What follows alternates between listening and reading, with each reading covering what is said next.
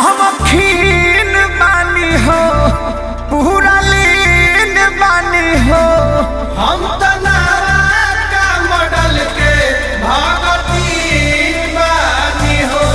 सहमखीन बानी हो पूरा लीन बानी हो हम का मॉडल के भगतीन बानी हो।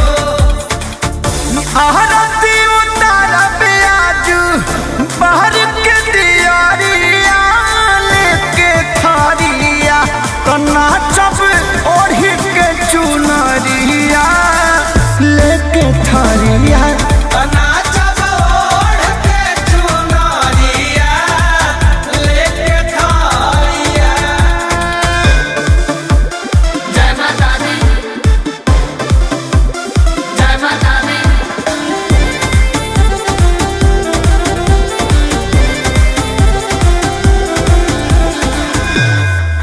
लेके जोड़ा नारियर करब पूजा सारा सर हमारा खाती पंडाल में लाइन किया।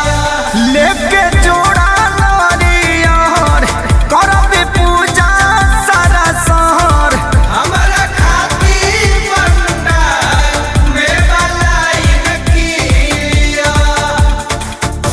कृष्णा रागी खेसारिया लेके थारिया तो नाच